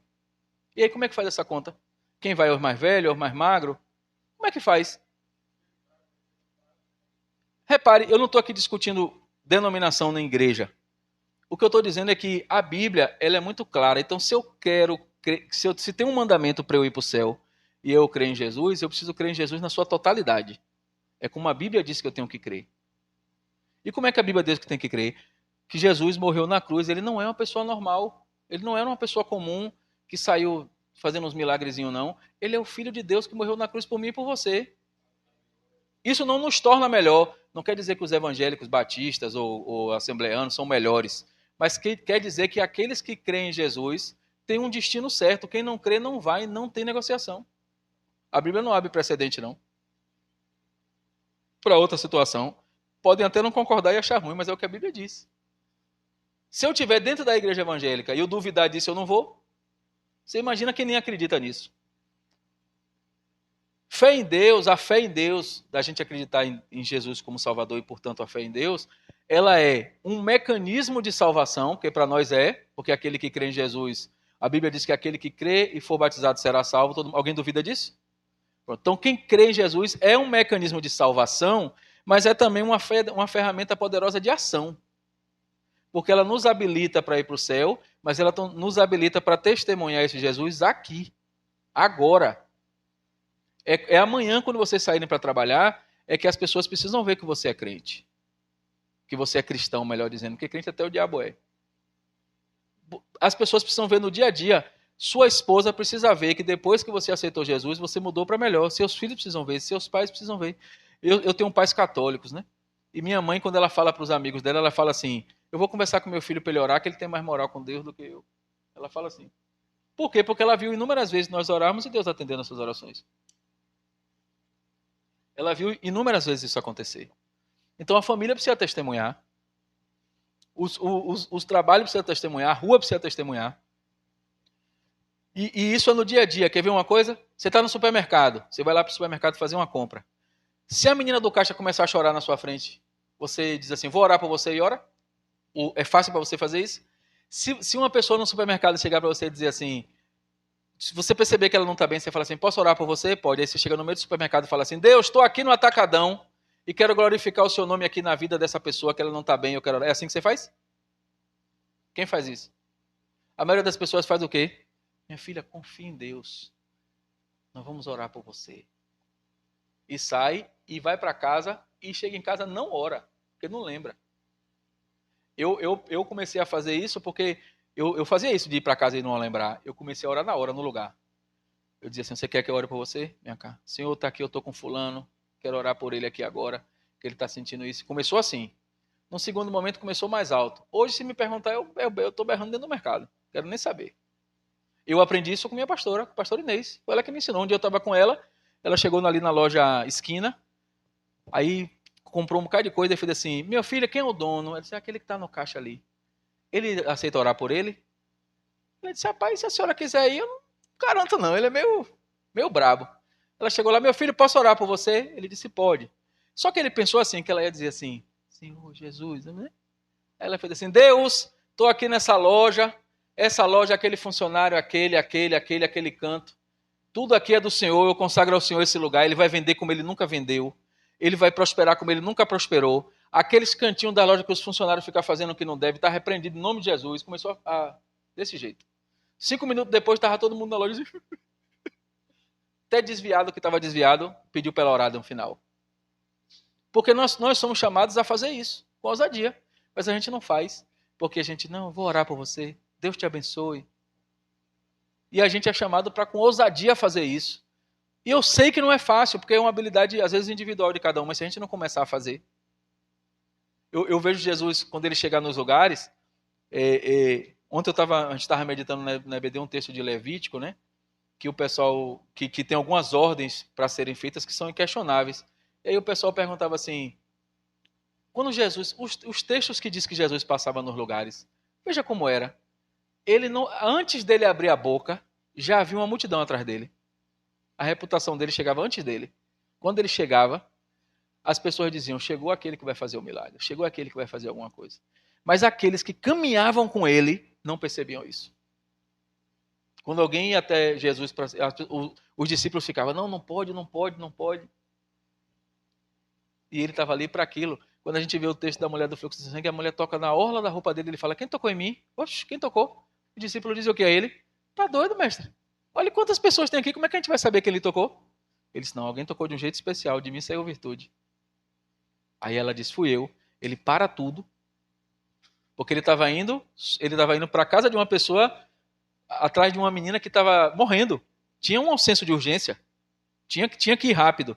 Mas ele disse, não, peraí, lá está resolvido também, fique tranquilo. E ele para resolver aquela situação daquela mulher. E ele fala, a sua fé te curou. E a mulher levanta, nunca mais teve problema. E aí quando ele vai para lá, ele diz, fica tranquilo que lá está resolvido também. Só que esse mesmo Jesus disse que eu e você vamos fazer coisas ainda maiores. Mas a gente não faz, sabe por quê? Que talvez a gente não tenha nascido ainda nele de novo. Talvez a gente esteja frequentando a igreja. Talvez a gente esteja fazendo o que as pessoas querem, que a gente quer que as pessoas vejam o que a gente está fazendo. Talvez a gente precise que o vizinho, que o parente veja a gente vindo para a igreja para dizer que a gente é mais santo do que ele, que não é, que não está vindo. E a gente precisa ter a experiência de morte e de nascer de novo. É morrer e nascer de novo. Porque ele finaliza dizendo assim, ó, quem é que vence o mundo? Somente aquele que crê em Jesus. Mas antes ele dá uma receita. Quando ele fala da fé, ele fala, cadê? O que é nascido de Deus vence o mundo. E essa é a vitória que vence o mundo. A nossa fé. E para a gente vencer o mundo, a gente precisa nascer de novo. Mas nascer de novo, porque assim, ó, vamos combinar que nascer de novo é impossível? Nascer de novo é impossível? Se a gente tiver que nascer de novo não dá, a gente só nasce uma vez, cresce e morre. Nascer de novo é impossível. Então só faz sentido nascer de novo em Jesus para quem crê. Crer é fé. Se a gente não tem fé, a gente vai ficar na razão e a razão vai nos limitar. A razão vai fazer com que a gente não acredite que é possível acontecer coisas que são possíveis. Se a gente não tiver essa fé, não é para a gente ficar doidão com a fé maluca acreditando em tudo, não. É a fé que acredita que Jesus é o Salvador. Não é a fé que acha que vai acontecer uns milagres doidos, não. É a fé que diz que Jesus pode. Eu estava na Paraíba, nessa mesma viagem missionária, tinha um menino cadeirante, cadeira de rodas. E aí chegou um outro menino, criança é um negócio inocente, né? É lindo. Aí um outro menino chegou e falou assim, eles estavam brincando, correndo, aí ele chegou para o outro e fez assim, por que você não levanta e não vem brincar com a gente? Pela cabeça do menino, o menino estava sentado, né? Se alguém quiser perguntar se eu quero água, eu quero. Viu? Pode perguntar que eu respondo, sim. O menino chegou para o outro assim, pastor Magno, fez assim, ó, por que você não levanta e vem brincar com a gente? Aí ele falou assim, porque eu não ando, não. Aí o outro menino, a conversa foi desse jeito que eu estou fazendo aqui, na maior simplicidade. Ele falou assim, e por que você não pede a Jesus para andar? Aí o outro, oxi, como assim? O menino estava sentado. Ele, oxi, se você pedir a Jesus, ele faz você andar, rapaz. Aí o menino fez, quer ver, repare. Jesus, faz ele andar aí para ele brincar com a gente. Desse jeitinho, irmão. O menino botou a mão na cadeira assim, ó, e levantou na cara da gente lá. Ficou todo mundo assim, ó. Todo mundo assim, ó. Porque a gente queria ver, a gente acreditava que era possível até acontecer. Quando aconteceu, todo mundo ficou assim, ó. O menino levantou na frente da gente, levantou da cadeira de rodas e saiu e foi brincar com os outros meninos. Na cara da gente lá. Aí eu falei, meu Deus, a gente lê isso na Bíblia, a gente acredita que é possível, a gente ora por isso. Aí vem um menino, que eu não sei nem se era crente, mas teve alguma experiência com Jesus em algum momento, e falou para o menino levantar, o menino levantou. Um tinha 13 anos, o outro tinha menos, na cara da gente lá.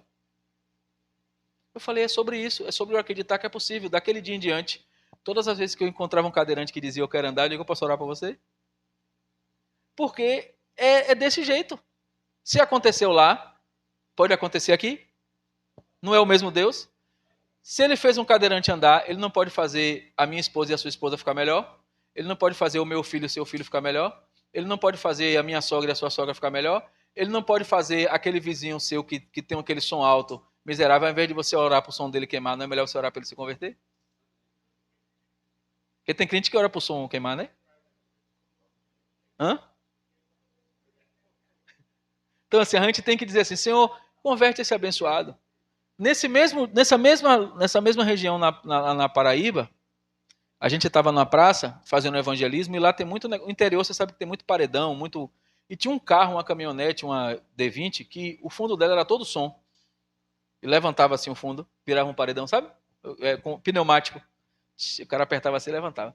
E a gente fazendo evangelismo com uma caixinha menor que essa, com um microfone, passando uns patos lá no... Aí vem um cara e encosta uma caminhonete dessa na praça. E aí começa o forró comendo. PDD, PDD. A gente não se ouvia junto do cara. Aí o pessoal, e agora? Eu digo, e agora?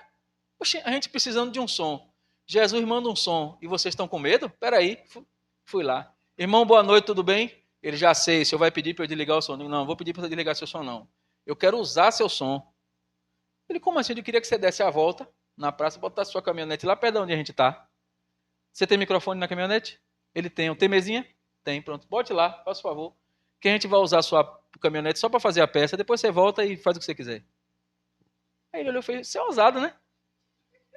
Aí eu falei, sou, mas assim, depois você reclama comigo, agora a gente quer usar a sua caminhonete, venha. Ele levantou, deu a volta na praça, botou a caminhonete lá, a gente fez a peça toda. Quando acabou a peça, ele voltou, sentou no bar, eu fui lá agradecer a ele, foi eu e o Rodrigo, esse mesmo do menino.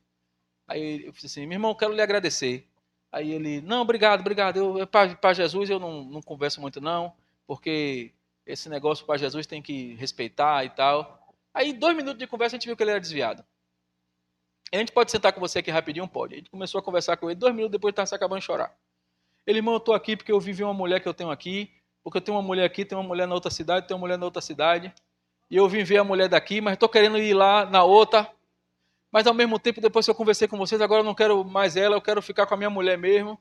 E aí começou a chorar, e a gente começou a conversar com o cara ali confessando Jesus, e dizendo, eu não quero mais essa vida, e não sei o que, não sei o que. Eu falei, pronto, então é o seguinte, liga para sua mulher aí agora, diga que você está voltando para casa. Pega o telefone, liga para ela e diga que você está voltando para casa, que você ama ela, que está voltando para casa. Ele, não, não é assim também não, eu não consigo. Eu falei, rapaz, faça isso. Ele, não, eu dou minha palavra a vocês, dou minha palavra a vocês que eu vou voltar para casa, mas eu não vou ligar para ela, eu não quero essa vida mais não.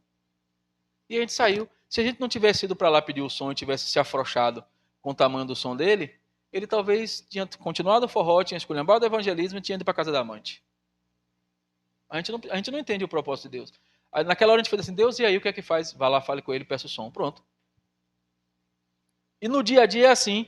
Eu já vou terminar. Se a gente entende que a gente é nascido de novo, se a gente morre para o mundo e nasce de novo, e se a gente nasce de novo em Jesus, a gente vence o mundo, a gente, a partir de hoje, perdeu o direito de ter medo de fazer qualquer coisa que Deus mandar a gente fazer. Acabou a desculpa de vocês. Ah, mas Deus falou comigo que era para fazer isso e eu não sei como fazer. Acabou a sua desculpa. Você vai dizer para Deus, Deus, eu não sei como fazer não. Como é que é para eu fazer? Eu já entendi que o senhor quer que eu faça, eu só não sei como fazer. Aí ele vai dizer, é desse jeitinho aqui. Vai usar uma pessoa, você vai receber uma palavra, alguma coisa vai acontecer, você vai saber como fazer. Aí você vai fazer e para você não vai fazer sentido, porque talvez você não veja o resultado na hora. Mas depois o resultado vai chegar. O que o texto está dizendo é que se a gente morrer de novo, acreditando que Jesus é o nosso Senhor, nós vamos vencer o mundo em todas as situações. Não é uma condição para aquela situação mais difícil, não. Talvez você leve isso para a situação que é mais dura para você agora, para o que você está vivendo mais duro agora, mas serve para tudo. Serve para tudo. Hoje eu estava falando com uma pastora amiga minha que está lá no Rio Grande do Sul. Vocês estão acompanhando a situação do Rio Grande do Sul, né? E lá está muito feio. Tudo que vocês estão vendo, qualquer vídeo que você vê, qualquer notícia que você vê, é 2.000 vezes pior. Quando a água do Rio Grande do Sul baixar, nós vamos ver o maior cemitério ao céu aberto do mundo. Tem cidades inteiras de pessoas mortas. Vocês não fazem ideia de como está lá. E ontem, eu falando com ela fazendo vídeos, me mostrando, e ela estava numa cidade chamada Picada Café, que é vale, né? Então, se a represa rompesse, acabava com tudo. E tinha previsão esse final de semana de tempestade, com chuva de granizo e tudo. Ela perguntou para mim, eu não sei o que fazer. Eu digo, ó, Deus não vai precisar desenhar para você, né? Se pique daí, procure um lugar, que aí vai dar ruim. Tá claro. Ela foi orar e Deus disse, saia daqui e vá para a cidade tal. Ela fez um vídeo e me mandou. Ela passando com o carro para ir para essa outra cidade, era uma ponte, né? Lá tem muitas cidades ligadas assim. O carro dela foi o último a passar. Quando ela passou, a polícia interditou. Não permitiu mais que ninguém passasse. 8 minutos depois, a ponte caiu. Ela me mandou o vídeo da ponte desabando. Ela disse, ó, eu acabei de passar por aquele lugar ali. 8 minutos depois, a ponte desabou. Ela passou e foi para essa outra cidade. Chegou lá, disse, Deus, eu não tenho onde ficar, porque estava todo mundo indo para essa cidade. Ela achou um lugar que a pessoa cobrou uma diária de R$ 150 para ela ficar ela, os 2 filhos e a mãe. Que se você for parar para pensar, numa situação de calamidade, é barato. Ela ficou lá, passou a noite lá. Hoje de manhã ela recebeu os vídeos da rua onde ela mora, morro desabando, a casa da frente sendo engolida pelo rio. A casa onde ela estava ficou preservada assim, ó. As 2 casas onde ela estava ficou preservada, mas estão interditadas pela Defesa Civil. A rua está completamente destruída, a casa da frente completamente destruída, que o morro levou, o rio levou a casa. Ela ligou para mim e falou hoje, pastor, eu saí ontem de lá com a esperança de dormir, a chuva passar e eu voltar para casa. E hoje eu vejo que Deus me deu um livramento, era para eu morrer. Eu disse, o que é que você quer mais? Ela disse, agora eu quero saber se Deus quer que eu fique aqui ou se eu volte para Salvador. Eu falei, eu não vou falar nada, vou ficar quieto na minha, vocês querem orar, você ore aí. Mas se você ainda tem alguma dúvida, ore. Ela disse, porque para eu voltar para Salvador agora é caro, não é fácil. Eu falei, você não entendeu nada ainda. Se ele já te livrou de lá, se ele já te fez encontrar um lugar aí, minha filha, para ele arranjar um avião para lhe trazer só você, é só você orar. Não duvide de mais nada. Ela, amém, vou orar. Então, assim, eu não tinha refletido nesse texto ainda, porque senão eu teria dito a ela. Digo assim, eu ia perguntar assim, você já nasceu de novo? Se ela dissesse, nasci, eu digo, pronto, venceu. Se você nasceu de novo, venceu. E é isso que a gente tem que fazer. Lá na igreja a gente tem um desafio com homens também. A gente tem uma reunião de homens também, que coincidentemente é segunda, só que hoje é das mulheres. Lá é de 15 em 15, eu não sei como é aqui. E o grande desafio é fazer os homens entenderem que eles têm que ser homens. É o desafio de assim, você só precisa ser homem. A Bíblia diz como é que o homem tem que se comportar. A Bíblia diz o que é que o homem tem que fazer. A Bíblia diz o que é que o homem tem que fazer em relação ao casamento com a esposa. A Bíblia diz que o homem tem que fazer enquanto ele estiver solteiro. A Bíblia diz tudo. Se vocês estão tendo dificuldades, vocês precisam ler a Bíblia. Porque a Bíblia diz o que tem que fazer. E aí, se você não lê, quando você encontra alguém que lê, que lhe confronta, você fica todo doidinho. E aí tem gente que tem medo de confrontar, porque diz, não, se confrontar ele vai sair da igreja, ele vai mudar de igreja. Tem um irmãozinho lá que foi para outra igreja, e ele falou assim, pastor, eu quero ir embora, porque está acontecendo isso, eu não concordo, eu quero ir embora. Eu digo assim, beleza, vamos orar aqui. Deus, meu irmão quer ir embora, e eu queria pedir que o senhor resolvesse a situação dele. Porque o problema que está fazendo ele ir, ele está levando a ele. Ele olhou para mim assim, o problema que está fazendo ele ir é ele. Para onde ele for vai dar ruim. Quando ele chegar lá, é questão de tempo para ele criar um problema e dar ruim lá. Ele vai sair para outro, ele vai criar um problema e vai dar ruim lá. Porque se ele tem consciência de Deus de ficar aqui, ele tem que passar pelo tratamento, ele tem que ser ajustado, ele tem que melhorar. Se ele não quer ser ajustado, ele vai desajustar a qualquer outro lugar que ele for. Então eu estou orando para o Senhor proteger o pastor lá, os irmãos lá que vão receber ele, porque está chegando um problema na vida deles lá. Ele olhou para mim assim, deu risada e fez, não é, pastor? Eu digo, não é não? Aí ele parou e fez assim, não tinha pensado. Eu falei, pois é, pare para pensar nas coisas que você está dizendo aí, tudo que você reclamou. Se você tivesse agido diferente, não teria acontecido um resultado diferente? Ele teria. Ele, pronto, por que a igreja toda tinha que agir diferente por causa de você? Aí ele, não tinha pensado nisso. Então quer ter esse negócio de ir embora e vamos... Aí ele, não, eu vou pensar que eu já falei com a mulher e não sei o quê. Eu digo, você ainda não entendeu qual é o papel do homem nesse negócio não, velho. Aí ele, não, é porque eu vou pensar. Então pense e reflita. Aí ele pensou, refletiu, resolveu ir embora. Foi embora. Sempre que tem uma oportunidade, está assistindo o culto lá.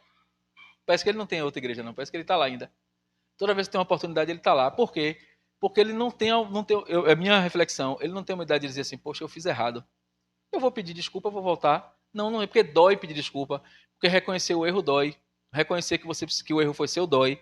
E a gente não é treinado para isso. A gente é treinado para ganhar. A gente é treinado para vencer, para estar certo. E o que a Bíblia, para ter razão. E o que a Bíblia diz é que a gente não precisa ter razão, a gente não precisa estar certo, a gente só precisa estar dentro do centro da vontade de Deus. Se é a vontade de Deus, se Deus mandar ir embora, vá. Se Deus mandar ficar, fique, não importa como esteja. Até que tudo se ajuste. E é assim na sua vida, é assim no seu trabalho, é assim na escola, na faculdade, onde você estiver. Eu quero terminar dizendo o seguinte, se você chegou aqui hoje pensando que tem algo na sua vida que você não consegue vencer, você precisa nascer de novo para Jesus nessa área. Preste bem atenção no que eu estou te dizendo. Eu não estou te dizendo que você precisa nascer de novo para Jesus, você precisa nascer de novo para Jesus nessa área. Essa área você precisa entregar para que Deus resolva. Se o seu problema é com pornografia, irmão, você não vai conseguir se Jesus não entrar. Se o seu problema é de relacionamento com seus filhos ou no seu casamento, não vai resolver se Jesus não entrar. Se o seu problema é no trabalho, não vai dar certo se Jesus não estiver no controle. Enquanto estiver na sua mão, enquanto você achar que você tem que resolver, você vai cair tantas vezes você tentar resolver. É assim, Deus, eu não consigo. Sem o Senhor, eu não consigo. Eu quero nesse momento morrer e nascer de novo para o Senhor nessa área. E se isso precisar fazer com que você abra a mão daquela área por um tempo, faça isso. Se você tiver que ficar sem celular, fique. Se você tiver que ficar sem assistir televisão, fique. Se você tiver que largar de alguma pessoa que você está caminhando, que parece que faz bem para você, mas não faz, deixe de falar com a pessoa, se afaste. Se você precisa abrir mão de alguma coisa, abra. Só não abra a mão do céu. Porque isso, se você abrir mão, não tem volta. Eu oro para que Deus faça homens cada vez mais fortes, faça homens cada vez mais decididos a fazer o que precisa ser feito, mesmo que doa, mesmo que o preço seja alto. Eu oro para que homens que façam o seu papel como maridos, como pais e como filhos. Eu estou enfrentando uma situação muito difícil agora. O pastor Magno sabe, o meu pai. Meu pai tem 74 anos, resolveu se separar de minha mãe. 74 anos. Não sei nem por que ele quer separar. Aliás, eu sei. A pessoa chega com 74 anos, com uma família criada, o filho mais novo sou eu. Eu tenho mais 3 irmãos mais velhos. O filho mais novo sou eu, com netos adultos, com a família criada e a pessoa quer separar, só pode ser o diabo. Porque ninguém chega numa fase da vida dessa e quer uma outra vida começando de novo. Com 74 anos, ninguém quer começar uma vida de novo. E no primeiro momento que eu recebi a notícia, eu tive muita raiva. E a minha vontade era dar uma voadora ao meu pai. Eu estou falando com sinceridade do coração. Quando eu soube, que eu olhei no olho dele que ele me disse, eu falei, o senhor é um moleque. Eu disse a ele. O senhor como cristão é uma vergonha. Eu disse a ele.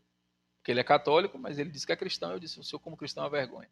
Eu queria que o senhor estivesse aqui agora chorando comigo, dizendo que não ama mais minha mãe e que isso dói no senhor, que o senhor não sabe lidar com isso. Que a gente ia orar para Deus restaurar o sentimento, a gente ia orar para que Deus falasse alguma coisa.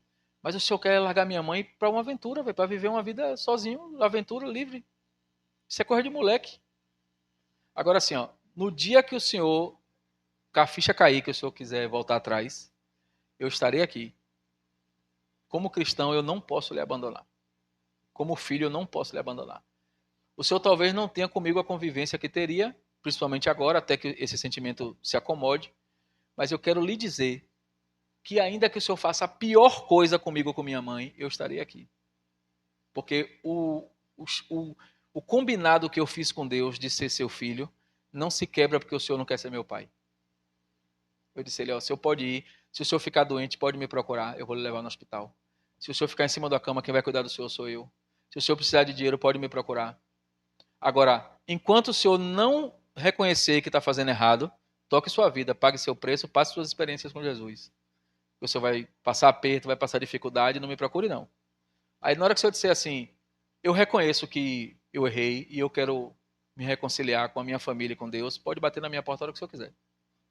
Agora até lá o senhor vai viver as suas experiências, eu não vou interferir no processo de Deus com você. Eu disse a ele.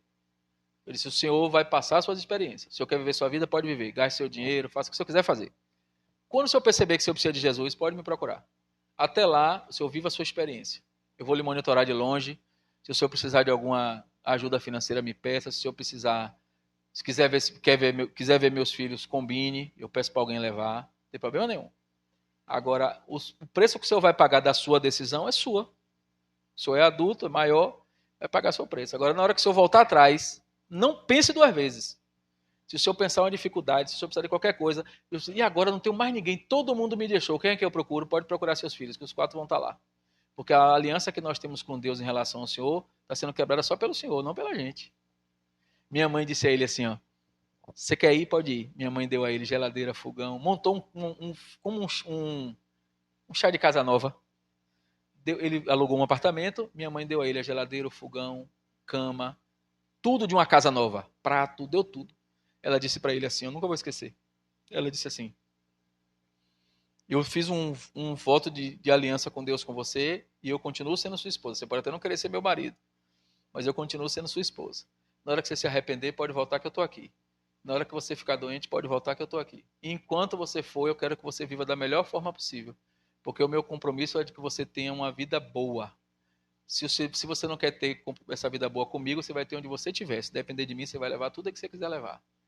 Na hora que você se arrepender, pode voltar que eu estou aqui. Rapaz, quando eu vi minha mãe fazer aquilo, eu falei, rapaz, quantas vezes eu disse, minha mãe é católica e ela deu um banho na gente lá. Ela disse, pode voltar que eu vou estar aqui.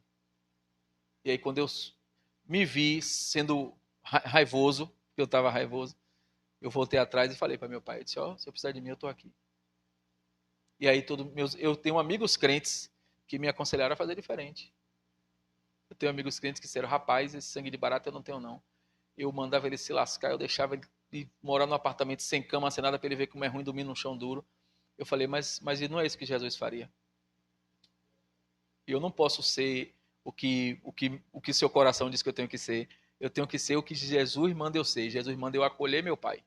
Aí, passado uma semana, minha irmã, que também é crente da Igreja Ágape em Salvador, estava num culto avulso, aleatório, visitando. A pessoa que estava pregando chamou ela e disse assim, não era na igreja dela não, ela estava visitando uma igreja. A pessoa que estava pregando chamou ela e disse assim, vem cá, chamou ela. Disse assim, tem um documento na sua casa que está para ser assinado que ninguém quer assinar. Falou assim mesmo para ela, que provavelmente era o divórcio. Mas vai ser assinado. E vocês vão passar uma turbulência gigantesca na família de vocês. Mas Deus está mandando dizer para vocês ficarem firmes, que o final desse processo haverá salvação na sua casa. Aí ela ligou para mim na hora. Aconteceu isso, isso, isso. Eu digo amém. Nós vamos fazer a nossa parte, nós vamos orar, nós vamos acompanhar meu pai, nós vamos amá-lo, eu vou honrar ele como filho, todo mundo vai honrar, e o constrangimento é só dele. Se tem alguém que vai ficar constrangido, confuso, se tem alguém que vai ficar triste, é só ele. A gente vai fazer o nosso papel. Como filho, vamos honrar, o Dia dos Pais vai chegar, ele vai receber mensagem, ele vai ver que ele é amado, o constrangimento tem que ser todo dele. Em algum momento ele vai dizer, que Jesus é esse que faz esse povo, em vez de me jogar fora, me abraçar? E vai haver um constrangimento tal, que eu creio, eu vou testemunhar, esse testemunho vai chegar aqui, que ele não só reconciliou com a família, como ele veio para Jesus. Porque ele nem está indo na igreja católica mais. Ele está desigrejado. Total. Então, se esse processo todo aconteceu para que meu pai rompesse e vivesse a pior experiência do mundo para depois ele ser salvo, está valendo. Não tem que ser bom para mim, entende? Não tem que ser agradável aos meus olhos nem ao meu coração. Eu só tenho que ser ferramenta no processo de Deus. E o processo de Deus para meu pai incluiu a minha dor agora. E agora eu tenho que sofrer. Vai doer, eu vou chorar, eu vou sentir dor. Mas daqui a algum tempo eu vou ver meu pai na igreja dando testemunho. E ele vai dizer, no primeiro momento, meu filho ficou até zangado comigo. Mas depois, em cada gesto dele comigo, eu vi Jesus. E é sobre isso. É sobre nascer de novo para vencer o mundo em todas as situações, inclusive naquelas que não são confortáveis para nós. Eu quero orar por vocês. Deixa eu orar por vocês. Se você está com uma dificuldade em alguma situação que você quer vencer, seja verdadeiro diante de Deus. Não precisa você dizer o que é não. Eu não quero saber o que é não. Mas se você está vencendo, lutando uma batalha dessa aí, seja a pornografia, seja a brutalidade no casamento, eu tenho conversado com muitos casais que as mulheres têm sofrido porque o homem acha que ser homem é ser cavalo. E as mulheres também não estão entendendo o papel delas de cuidar do homem, então está tendo muito problema com isso. Se você tem problema com seu filho ou com seu pai, se tem alguma área que hoje você quer nascer para Jesus de novo nessa área para vencer, eu queria que você saísse do seu lugar, vinha mais para frente. Eu quero orar por você. Não é para você se expor, não é para ninguém ficar sabendo que você está passando problema, não. É só porque assim, não tem como nascer de novo sem os outros verem. Eu não conheço um parto silencioso. Eu nunca vi um neném sair de uma mulher sem ter sangue, sem ter todo mundo vendo. Não tem parto escondido. Sem ter dor. A dor pode até não ter em algum momento para a mulher, mas não existe parto escondido. E quando a gente chega diante de Deus, como vocês estão fazendo agora, tem nada a ver comigo. Quando você chega diante de Deus com o coração verdadeiro, dizendo assim, Deus, eu estou reconhecendo que nessa área eu preciso morrer de novo. Eu quero nascer para o Senhor, eu quero fazer diferente de como eu estou fazendo. Eu não estou conseguindo vencer essa área. Do jeito que eu estou fazendo está ruim, eu não estou conseguindo vencer. Mas eu creio que eu vou vencer. E aí quando você faz isso, Deus faz assim, o seu coração é verdadeiro em assumir. E aí quando ele assume, seu coração passa a ser meu, Deus dizendo. E como seu coração agora é meu, ele vai agir, se comportar como o meu coração age. E aí você vai encontrar uma força que você não encontra até aqui. Você vai encontrar uma estratégia que você não encontrou até aqui. Você vai encontrar uma forma que até aqui você não viu, mas amanhã vai ser claro para você. Quando você acordar amanhã de manhã, você vai dizer assim, caramba, era isso que eu tinha que fazer. Estava ali o tempo todo e eu não conseguia ver, mas agora eu vejo. Porque agora não sou mais eu vendo. Agora é o Deus, o Espírito Santo de Deus que habita em mim, enxergando sobre essa área. Porque agora ele tem domínio sobre essa área. Antes ele não tinha, antes quem dominava era eu. Agora é ele. E para ficar claro para você que não tem nada a ver com o pregador, que não tem nada a ver comigo que sou de fora, que vim pregar, quem vai orar por você é alguém de dentro. Porque se vocês vieram para cá, vocês estão admitindo, eu estou crendo que os que não vieram, está tudo bem. Então, se você não veio porque não teve medo, que não está tudo bem, é hora de vir agora. Que eu estou crendo que quem não veio é porque está bem. É porque não precisa, nesse momento, entregar nada. E glória a Deus por isso. E esse é um motivo de alegria para nós. Então, dos que não vieram, tem alguém que se sente muito à vontade de vir orar por eles? Para dizer assim, Deus, eu quero que eles estejam como eu estou? Tem alguém que se sente à vontade? Se não tiver, eu escolho, não tem problema não. Mas eu não quero orar para que não fique na cabeça de vocês que é porque veio um cara de fora que orou e veio um negócio diferente. Não, não veio não. O pastor Magno começou aqui dizendo isso. Não precisa de nenhum arrodeio, é o Espírito Santo de Deus que está em nós que vai fazer. O que vocês estão fazendo é só autorizando ele fazer. Vocês estão tirando a mão de vocês do processo. E isso vai fazer com que flua. Alguém vem? Eu mesmo que vou orar? Então eu vou orar. Vocês não querem mim, eu vou orar. Quem não veio, estende a mão para cá. Deus, estão aqui seus filhos. O Senhor conhece cada um deles, cada dificuldade, cada necessidade, cada coisa que eles precisam morrer e nascer de novo hoje. Eu creio que o Espírito Santo do Senhor está neles, senão eles não estariam aqui na frente, senão eles não estariam rendidos ao Senhor pedindo ajuda. Mas tem uma área específica que eles precisam da tua mão. Eles precisam que o Senhor faça morrer neles e nascer o Senhor. E eu quero nessa oração declarar que esta área está morrendo hoje. Que o Espírito Santo do Senhor está ocupando o lugar de um jeito tão sobrenatural que nunca mais eles vão pensar nessa coisa. Se é um problema que eles precisam falar com alguém, se é uma coisa que eles precisam pedir perdão a alguém, se é algo que eles precisam ajustar em casa ou no trabalho, não importa. Eles vão se sentir em paz de fazer amanhã. Não vai fazer sentido para a pessoa, nem vai fazer sentido para eles. Vai ser estranho eles às vezes pedirem um perdão ou chegarem dizendo, nesta área eu não tenho mais problema, e as pessoas perceberem a mudança. Mas não importa que seja estranho, importa que aconteça. Nessa noite, Senhor, eu quero agradecer porque o Senhor trouxe aqui homens valorosos, que estão dispostos a ter uma vida diferente, que estão dispostos a crescer no Teu nome, que não querem ser como eram até aqui, querem ser mais preparados, mais valorosos, mais cheios do Senhor. E eles estão aqui na frente dizendo que não importa o que o Senhor vai fazer, importa que o Senhor faça. Que eles querem que o Senhor tome conta da vida deles, renova aqui relacionamentos de casamento, renova aqui relacionamentos de filho com pais, renova aqui relacionamentos de amizade, Senhor. Tem gente ferida com amizade, que o Senhor possa restabelecer esse relacionamento com verdade. Tem gente que precisa que o Senhor haja com relação com parentes, Senhor. Que haja libertação nisso, que haja comunhão na igreja, que como homens eles se comprometam com o papel deles também na igreja, de evangelizar, de também de atrair outros homens para cá para conhecer essa palavra. Então, Senhor, nessa noite, que o Teu Espírito Santo tome conta de cada um. Faça morrer e nascer para o Senhor em cada área, na área mais difícil. Que haja choro, pode haver dor, Senhor, mas vai haver vitória. Porque a Tua palavra diz que quando eles morrerem para o mundo e nascerem para o Senhor, eles vão vencer este mundo. E é essa vitória que nós declaramos sobre a vida deles agora, em nome de Jesus. Amém. Glória. Glória. Glória a Deus. Amém?